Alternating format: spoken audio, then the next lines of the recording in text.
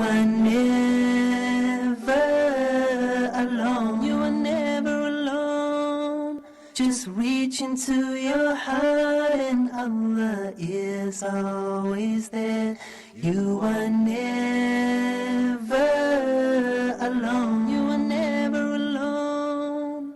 Through sorrow and through grief, through happiness and peace.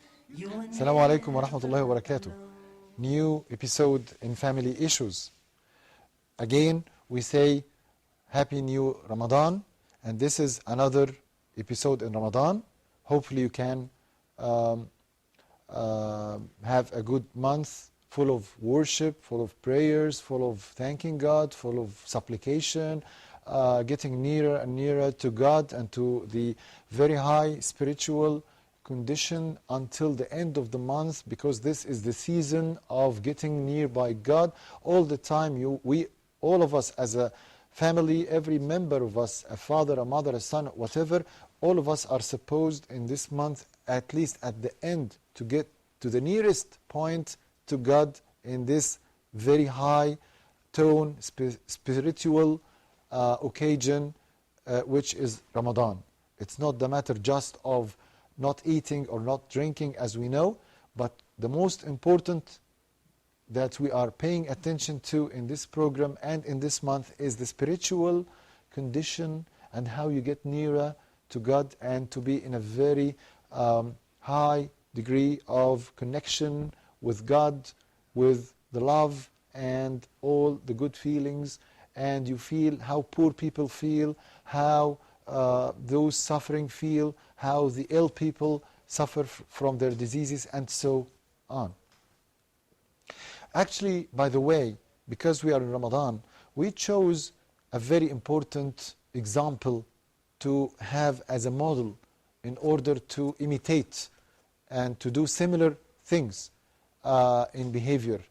Of course, no doubt, out of talk, Prophet Muhammad, peace and blessings be upon him, is the best model in the whole universe, as the best example for psychological stability and for the apex of the skills of behavioral modification. Therefore, it was very important in this issue, in this topic, in this episode, to speak and to see some of the psychological aspects and some of the skills done by Prophet or performed naturally by our Prophet Muhammad, peace and blessings be upon him, to imitate, as I say, him, and to do similar performances with our family and with our community with him, as he done this, as we have said, in a very natural way. So we have to learn this from him. So many actually examples that leads us to the conclusion that Prophet Muhammad is a clever, psychologically clever and behaviorally intelligent person. He is, as we have said, not just a person, he is a condition, he is a case, he is a situation that is moving here and there, and you have to be like this as much as you can, like this way or this type of life. As a father, as a mother, as a man who in the community is supposed to solve problems between people, the relations between the people, human relations. One friend from the cast asked me just before we shoot this, we are shooting this episode, he wants to know something about the human relations and what should I do and what I shouldn't do in order to be a highly skillful person when I deal with other people, the community. The answer is, please put Prophet Muhammad as a model for you and imitate. So, for example, one of the situations, I think all this episode is going to be full of situations that I invite you just to ponder in, or to think about and see what is the psychological repercussions or what is the behavioral meaning of this action or way that Prophet Muhammad have done his own reactions, peace and blessings be upon him. For example, Prophet Muhammad when he was young, before the Risala and before Islam, he was young and he was famous by and was called the man, the honorable man that we can trust, and he is always frank and honorable. So you can give him anything and you can come back and take it from him, whatever the time is. Therefore, this was the fame for Muhammad sallallahu alaihi wasallam, or peace and blessings be upon him. Once there was a quarrel at the area of the Kaaba in Mecca, and the quarrel was about how to put the black stone or al-Hajar al-Aswad, to put him in the building of the Kaaba.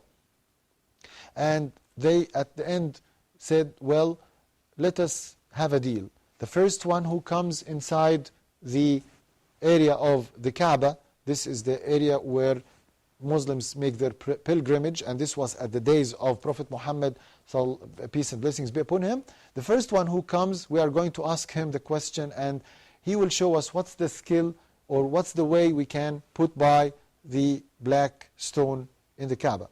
And fortunately enough, Prophet Muhammad was the one who came, but he wasn't Prophet at that time. He was an ordinary person and he was a young man. So he came and they asked him the question, Muhammad, what do you think? We are having a problem. Every one of us want to touch this sacred or holy black stone. What's your suggestions? So Prophet Muhammad said, well, I have a good suggestion. I have an idea. He took off the clothes he wore, or he had a big piece of cloth that he put it under the ground and told them, please put the black stone on this piece of cloth, and every one of you can hold it, can hold the cloth of course, and raise it up, and then all of us are going to cooperate in carrying the black stone and putting it in the Kaaba. And by this way, by this clever way, Prophet Muhammad, with his communication skills, he could easily solve the problem. And they said, or they witnessed this event, and they said, all of us believe that Muhammad is very skillful, sallallahu alaihi wasallam, in helping the human relations to be solved and the problems to be solved. Another important situation was when he was sitting at the last days of his son. He had only 2 sons, and both of them died when they were children. One of them is Ibrahim. And he was sitting, and Ibrahim at the last day, the last minutes, the last hour of his son's life, on his lap. He was sitting on his lap, he was ill, and you know how much this situation is very painful to have. I hope that no one of us can be faced by this problem, or this situation, this very bad event, or this very sad event. He was sitting down, and Ibrahim was his son was in his lap, and he was dying. The child was about 4 years old. You know how much harmful and painful, emotionally painful this is? So at these moments, the child passed away, okay? And Prophet Muhammad's peace and blessings be upon him, tears rolled down from his eyes, on his cheeks, and he was sad. So those who were around Prophet Muhammad got astonished. Why they were astonished? Why they were astonished? They were astonished because one of them asked him, are you sad? Do you cry? Can this happen from the Prophet? The Prophet cries? The man was astonished as if it's a scandal. But Prophet Muhammad, at this very critical moment in the life of a person, he assured him and told him, please remember that I cannot say that sadness is inhibited or sadness is prohibited. I didn't say never be sad. This is a feeling. These are emotions. But I said, please do not just cry loudly. Do not shout when you are crying, because this is a very common bad habit in some of the communities. Let us have a break and then come back to continue these wonderful and creative situations by Prophet Muhammad. Thank you. You are never alone. You are never alone.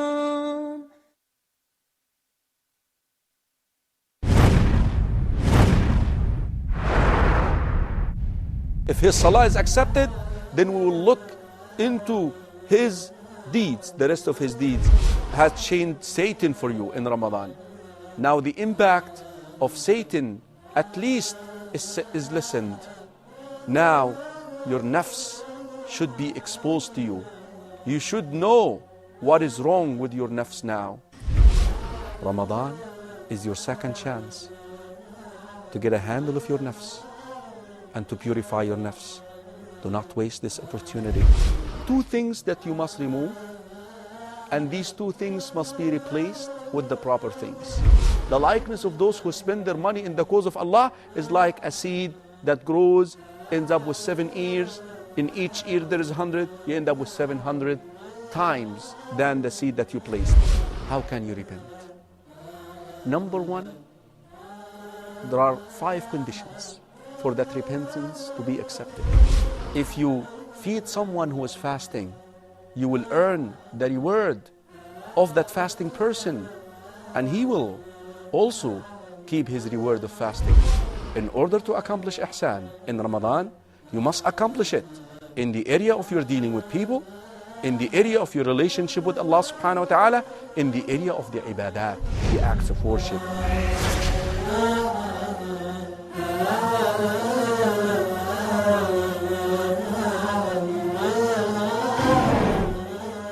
The entire staff at Huda would like to wish you a wonderful and blessed Ramadan. You are never alone. You are never alone. Welcome back in the new episode of Ramadan in Family Issues. This is entitled Behavioral Skills of Prophet Muhammad, peace and blessings be upon him. And there were so many, the behavioral skills and the psychological high ability, extraordinary affection or effects of Prophet Muhammad in the way he speaks, in the way he has his gestures or body language. He is really a master in the way he deals with other people. And we've been speaking about the death of Ibrahim, the youngest of his children. He was 4 years old, about 4 years old, and he was sitting on his lap and he died. How harmful is this situation? Can you imagine this? We hear about so many people whose children die, but to die on your lap, this is very, and this young age, this is very, very sad. So the point is that they were astonished. How come Prophet Muhammad cries? No. Prophet Muhammad said you can cry. You can express your feelings, but silently. Do not shout, because these are destinies. These are things planned by God. Death, birth, marriage, what we are going to have for our life, from money and from various types of things from God. This is already predetermined. Another important situation or skill from Prophet Muhammad was his romantic skills with his wives. He was a very romantic person. And specifically when we hear about the stories about the love between him and his wives, Aisha, one of his wives, who he loved, as he loved everyone, and he loved his wives, he used to play with her. They used to have races together in the desert, and he lets her wins. Sometimes she can win him, and he says, you won me, and then he win the other part of the game. So he used to play. He used to give her dolls. When she was young, he gave her dolls. Like nowadays, the pandas and the presents we give to our wives, and everyone gives to everyone as a sign of love. He used to let her play with them. This was one of the romantic touches. He used to tell Sayyidah Aisha, his wife, that I drink from the part of the glass that you drink from because I love you. I want to drink from the same part of the same area of the glass she used to drink from. And the same applies to his performance with Khadija. the other wife, the first wife, and he was caring about her so much. And when she died, and Aisha, the second wife, was astonished when one friend of Khadija, when she died, came, and he was very caring about her and to fulfill all what she wants, the friend.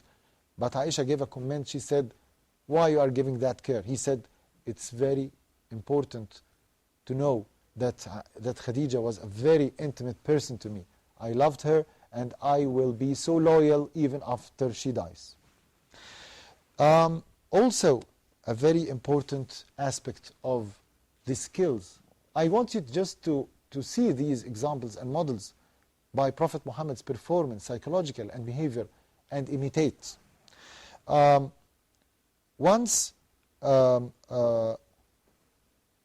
the beginning of the mission of Prophet Muhammad, he was abused, and by those who won't agree about Islam and about the issue he was talking about, and they tortured him. They made so many bad things to him. But at the end, when he won, he could catch all those who were against him, and he had a good army, and they surrounded those people, and the time came for paying back the price, the high price of what happened. And they were afraid. All of them were afraid from the Prophet. And they were guessing, is he going to kill us? Is he going to throw us? Is he going to make torture like we have done to him? They were guessing and having so many questions. And all of them were afraid. But they found the usual smile of Prophet Muhammad. He used to be all the time smiling and laughing, but not loudly, smiling in a low tone, voice.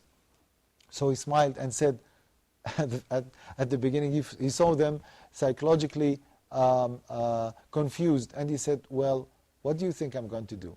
What do you guess? What's your guessings? Do you have any suggestions?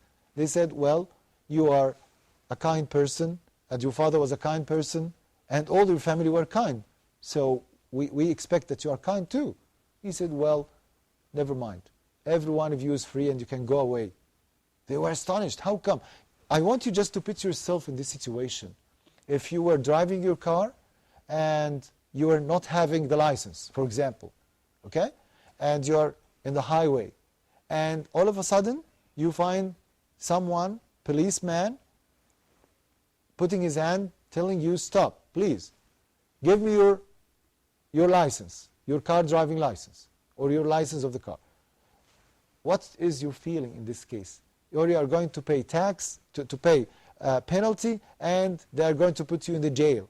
You, for example, you made a very big mistake while driving. But all of a sudden you find this policeman and all the committee around him saying, well, never do this again, go away. You are going to be extremely happy because you were afraid. They were going to catch you and put you in the jail. You are going to be punished and you are going to have a big penalty.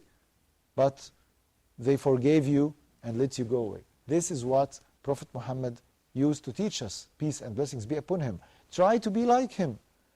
Don't try to be all the time systematic and giving anyone the punishment in a harsh way. Of course, we believe that everyone, the one who does thing bad, he should be punished. And the one who does anything good, he should be rewarded.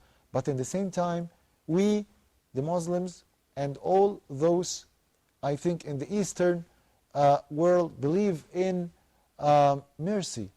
There is some degree of mercy. There is a big difference between mercy and messiness. I'm not saying be messy, and the one who commits crimes, you can leave him, and the one who does good things, you can throw him from the window. I'm not saying this. I'm saying just some degree of mercy. And by the way, when we mention mercy, of course, to our minds comes the idea again of the family. We are in the Family Issues program. You have to be the best example of mercy with your son and with your wife and with those who are very nearby you, your relatives. You are the symbol of mercy, but not cruelty. not harshness. Sometimes, unfortunately, you find people who are very rough, very harsh with his wife or with his children. He doesn't smile, or when he smiles in a calculated way. You remember when we mentioned before in one of the episodes the bottled feelings? He's like a bottle. He turns off the cork and pour some love, and then come back and close the bottle.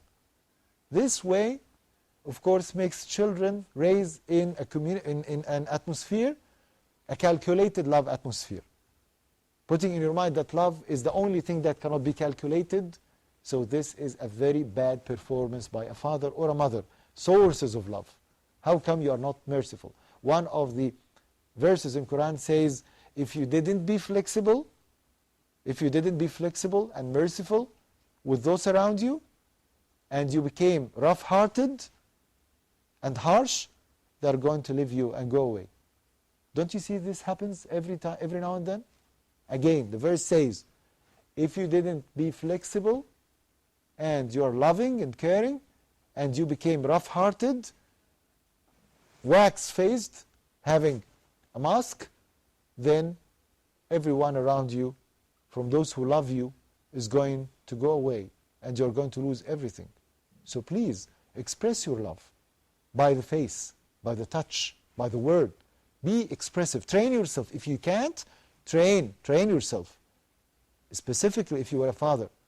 Unfortunately, some fathers say, well, what do you do if your son himself is rough? He's not smiling himself. He doesn't encourage me to go on and interact with him.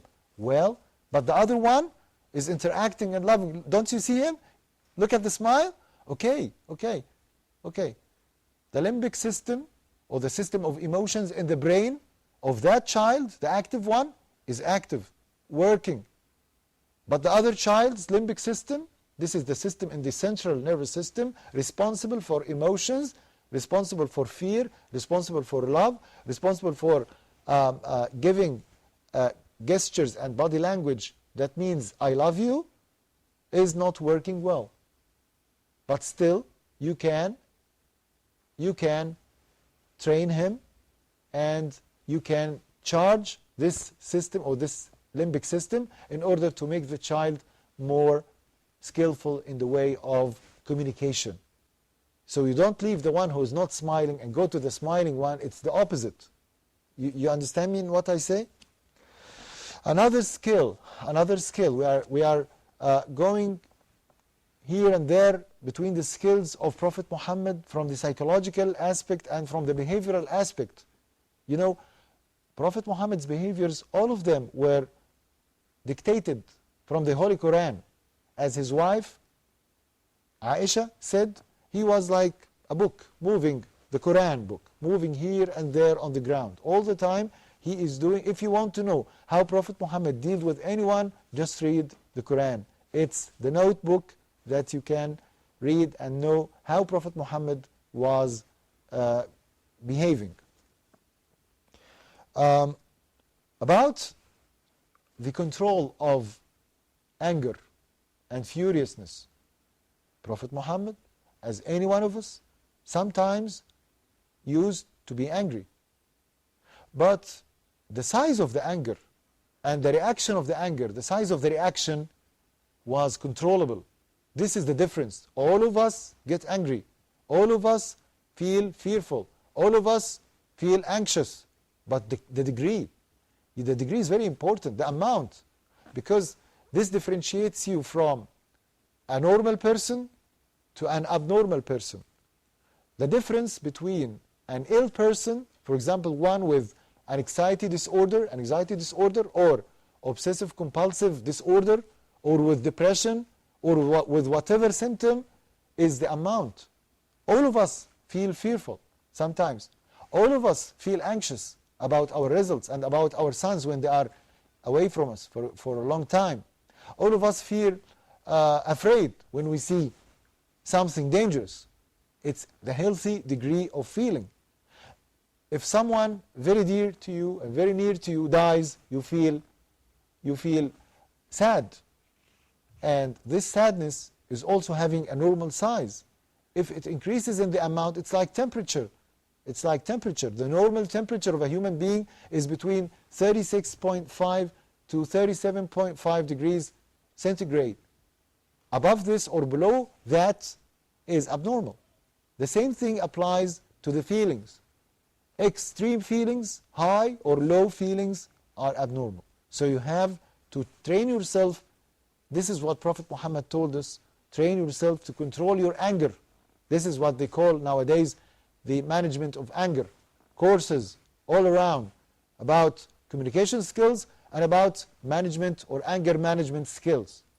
This was taught simply by Muhammad, Prophet Muhammad, peace and blessings be upon him, one of the greatest psychological skills. He said, the one who is powerful, the one who is strong, is not the one who expresses physical strength and angry angry and destroys everything around him. This is not the strong one. No, you are deceived. The strong one is the one who controls his anger. Even when he is very angry, he can control himself. One methodology mentioned by Prophet Muhammad was to go to the bathroom, to the WC, and make wudu. Clean your hands in the ceremony the way Muslims do. To have wudu, this is like putting water on the fire. So many people, I'm not a religious man. I mean, I'm not specialized in giving religious opinions or fatwa. But I'm telling you from the psychological aspect is that it's very important for every one of us to learn how to control himself while he is facing someone who is frustrating him. This is a skill that is trained by time. And of course, it's very important that you do this with your wife, with your children. I get sad when I hear from some wives how the husband throw her with anything around him. I wonder, how come a man, a Muslim man, a human being, with this, knows Prophet Muhammad and he knows the skills of Prophet Muhammad in behavior and in psychology, and he spanks his wife on her face, he slaps her on her face. How come? This is not a skillful way. This is someone who is ignorant about the skills of Prophet Muhammad, about the psychology of a woman, about the psychology of human bonds. No. A woman is a weak human being. She is a weak creature by the bodily composition or by her the physical formation of a female is weaker than the man. So he has however she frustrated him, and this is very common between wives and husbands, but nevertheless, he shouldn't spank her or abuse her physically, as it's very common in other communities, physical or corporeal abuse of a wife. Let me speak about another issue also. Back to children and to raising children. When Prophet Muhammad, we have said at the beginning that his male children died. They were young and they died. His grandchildren, and specifically the sons of his daughter, Fatima, Al-Hassan and Al-Hussein, they were two boys, Al-Hassan and Al-Hussein. So when he used to go in the mosque and pray, he was the head of those who pray, or the imam. He used to pray in front of them because this is the way Muslims pray. And those kids sometimes used to cry. So he used to carry them while praying. Sometimes he used to carry them, and when he comes down, you know how Muslims pray, the sujood and the qiyam and so on. He used to carry the Hassan and Hussein, the grandchildren, in a very, very careful way and in a very loving way and in a very good body language while praying. I admire this religion, how it could accept carrying a child while praying to God. This is a sign that this religion, or Prophet Muhammad himself, peace and blessings be upon him, is full of mercy. you hug the child and you pray holding him. And all of us, or so many people know that once he was in the sujood position, when he was stuck to the ground, okay, and some of the kids like Al-Hassan and Hussein climbed around his back, up over his back, he used to prolong and to keep in this position until they are satisfied and they are happy, because he is like as if he is playing with them, or he is letting them to satisfy themselves by this way of body language. This is a behavioral skill, because so many fathers consider, unfortunately Muslims, they consider this as some sort of not respecting prayers. So he can spank the child, he can push him away while playing. This is not mercy. This is not what Prophet Muhammad have said. So the emotional, I can say this to those who are nowadays practicing what's called emo trance or Reiki or yoga. This is going to be, we are going to speak in another episode about this, in an episode specific for what's called meditation. Okay? So those people also has to look at the condition of Muhammad, the Prophet of Muslims, when he used to deal with children. Another story, by the way, is about the way Prophet Muhammad dealt with his servants. A famous one of them was Zayd ibn al-Haritha, and when you remember what his servant have said about him, he said, he never, Prophet Muhammad never asked me any time, why did you do this? Can you imagine? Can you imagine the sophisticated way of dealing or treating servants and those who are working with us, serving us, like the cooker, like the nanny of the children, like the driver, how merciful he is? He said, one of them said, Prophet Muhammad didn't ask me any day, I'm serving him since I was a child, and now I'm an adult. He never asked me someday or any day, why did you do this? What does this mean? It means that he's leaving him. This is, in management they call it the delegation skill. Some of the schools of management in the business administration focus on delegating responsibilities to others and not catching everything in his hand. This is what Prophet Muhammad insisted on, to let everyone do, and this gives a message to this person that I trust you, I trust your performance, and I myself from this school, I like this school, I like to deal with those who help me and give them, I trust them and I give them the full trust to do what they want. They are already free because I trust them to do, and I like the way they do it, and this is a very important way in management.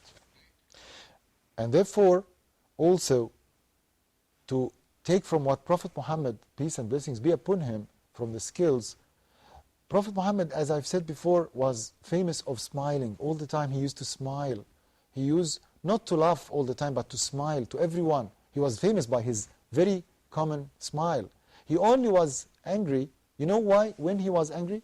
Only in one situation. In all his life, he used to be angry in one thing. When someone commits an error that is related to God. Okay? In this case, he was very easily known to be angry. One vein in his forehead was dilated, and they know that he is now angry.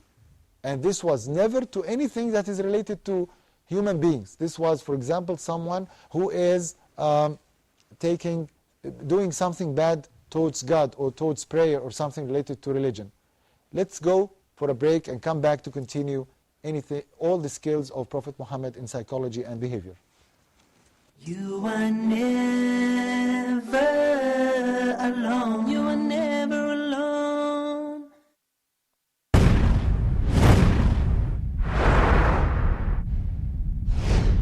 I ask Allah subhanahu wa ta'ala to make this program of great benefit to myself and to all of you, inshallah, to help us, to guide us, to forgive us our sins and our bad deeds, and to bless us in everything that we say and everything that we do, inshallah. In this life, we'll be taken on the Day of Judgment in groups together to paradise.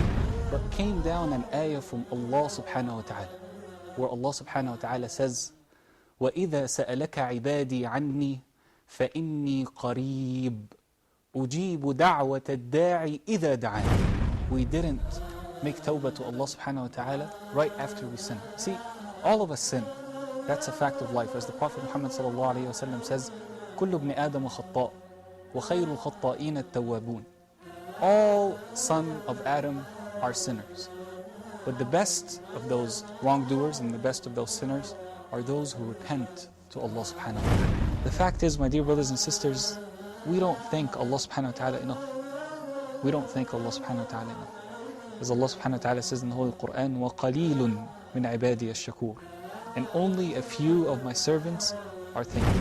The blessing of being people who say, La ilaha illallah Muhammadun Rasulullah. La ilaha illallah Muhammadun Rasulullah is such a huge blessing. Billions of people in this world don't have this blessing. So if you're a person who Allah subhanahu wa ta'ala gave the blessing of Islam, hold on to it tight. Hold on to it tight and say Alhamdulillah.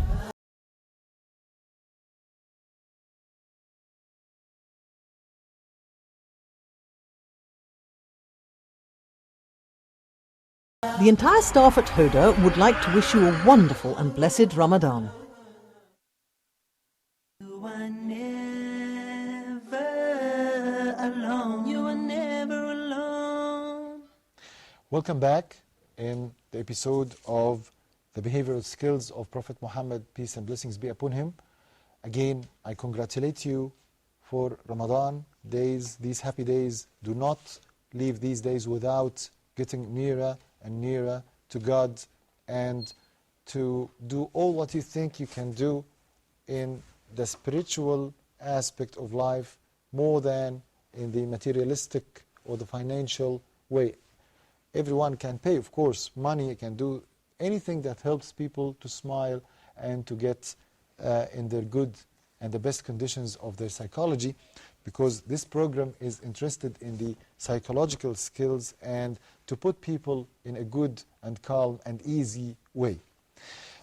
Remind you with our email, it's familyissues@huda.tv, and by mentioning the email, we have now to read some of the emails that came to us before we continue our talking about these good skills of Prophet Muhammad.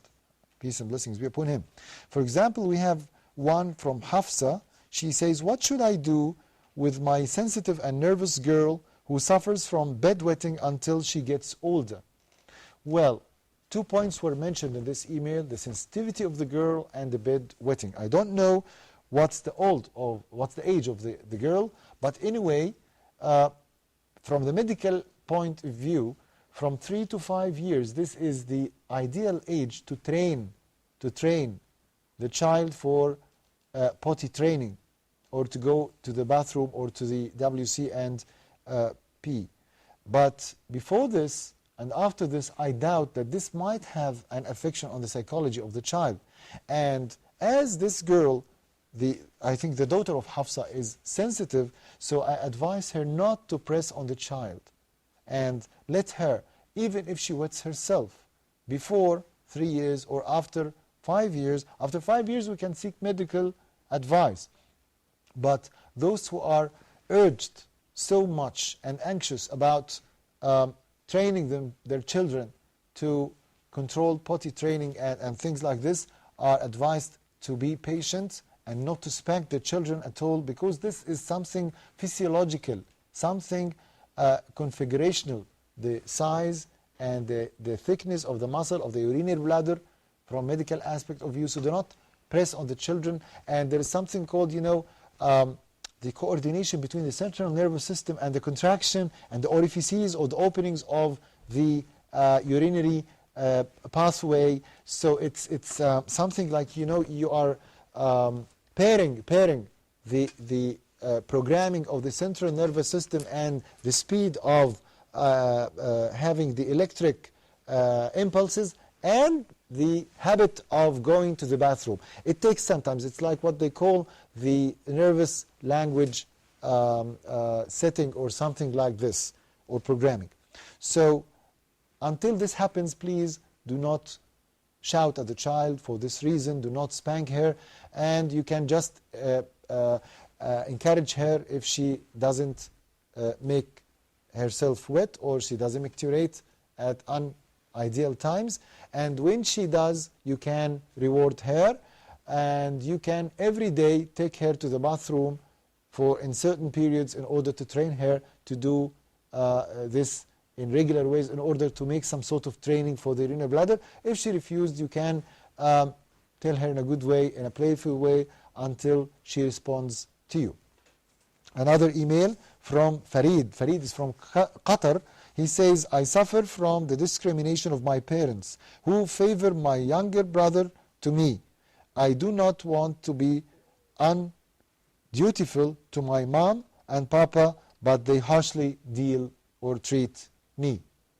Therefore, I used to speak about this so many times. I'm grateful to Farid. Farid is a courageous person or a courageous son. And because he's a faithful one also, he doesn't want to make anything bad to his parents. But I hope, I supplicate to God that they get focused and they get attention that Farid is now getting stressed from the way they are dealing with him, from this differentiation and from this discrimination. And this is what I was insisting and recommending in one of our episodes in Ramadan, the first one, when we were speaking about where are you, Papa? Where are you, Papa? Please be careful and be merciful and be fair. Do not discriminate between me and my brother. And I said before, discriminating between children is a sign of bad performance by parents. Discriminating between or comparing children with their sibs is a crime. But comparing someone with his younger brother is a scandal. It's something I cannot tell you how much this is painful. So please, I beg you, in order not to do this to your son, don't do this to your son, because God is going to be angry about this, and you are destroying the personality of your son, and you are demolishing the self-concept and the self-confidence and self-esteem of Farid. So help him, please.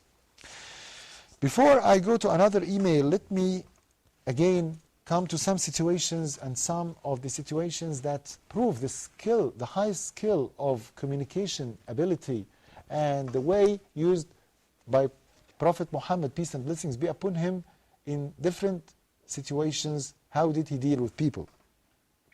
One of the very famous situations was that one of the young people came to Prophet Muhammad in front of other people gathering with him, sitting down, and he said, well, Prophet Muhammad, I want to ask you something. I want to fornicate. I want to do adultery. I want to make love with another woman. All the people around Prophet Muhammad got angry and furious. How come you say this to the Prophet? They were starting to attack him. But Prophet Muhammad said, well, just calm down. Just calm down. Okay? Let me speak with the man. And he asked him very, very calmly, without any unhuman way, and with a very sophisticated way, smiling way, he said, can you accept this to be done to your sister? You are going to agree for yourself and for the others. If you agree to do this with another girl or woman, you should accept this to be done by other men with your sister. He said, no, I can't. I feel jealous. I cannot accept this. He said, okay, can you accept this to be done with your mother? He became more nervous. How come you say this? No, of course I cannot. Then Prophet Muhammad, by this way, came to the conclusion at the end, can you accept doing this to others without accepting others to do it with your women? The man got persuaded in a very peaceful way, and he believed in Islam, and he became stuck to Islam in a good way. So not every situation, this is the message, this is the SMS from Prophet Muhammad, peace and blessings be upon him. Do not be impulsive. Do not be impulsive in your answers, in your reactions. And in your actions, do not be impulsive. Do not jump on the other one speaking to you and said, you are wrong, you are bad, how come you say so? We have to punish you. No, this is not the way.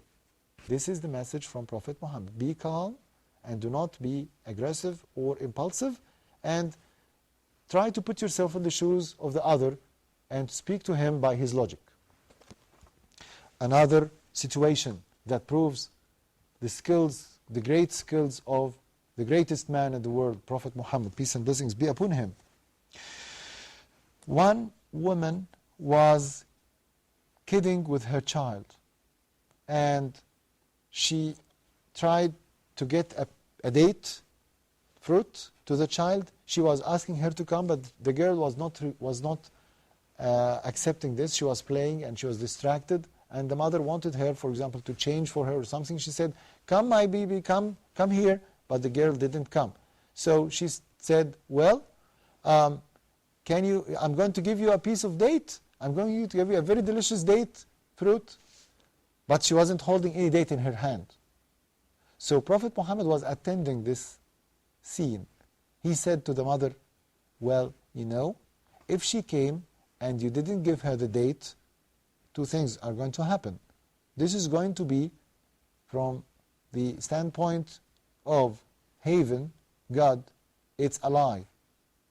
And from the standpoint of the girl, you're going to lose your credibility. And she's never going to come back to you again when you tell her something like this. So be frank as much as you can with your children, and do not seduce them with things or tell them things that you are not going to fulfill or to do, because it's going to be a default in the performance of the parent. Children by default hypothesize or suggest or assume that you are frank, that every one of us telling them anything is frank. So when you say, for example, the bird told me that you wet yourself. This is a lie. Of course, we believe in the way, the playful way, and the kidding way, and the untraditional way of, and we encourage people to do this. But put in your mind not to be using lies all the time. As much as you can, try to be frank and try to speak about true events. Let me read this email from Musa. Musa, it's a long one. Well, he says, first of all, I want to thank you so much for this show. Not at all, Musa, I'm grateful for you. I want to ask about my 8-year-old son. He is growing well and smart at his school. His problem is that he sometimes has a lot of daydreaming in things that make him happy, and other times think about things make him cry, and other times he imagines things in his daydreaming about marriage. Astonishingly. He usually has daydreaming at class and interacts with them. After that, he concentrates in the lesson. He is shy and his classmates hit him, and he is negative. However, he likes playing with them. I think he cannot deal with other people in the right way.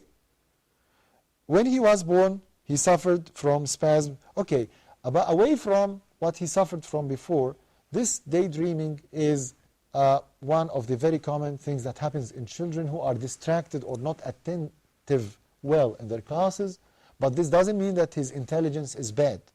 Some children, when they are interested so much in wrestling, they imagine those celebrities of wrestling, like they call them John Cena and CM Punk and Undertaker, and these names nowadays are common in the nets about wrestling. So he imagines himself as if he is one who is playing, or he is a football player like in the PlayStation or something like this. He is playing as pantomime. He is playing in the vacuum with himself up to this degree.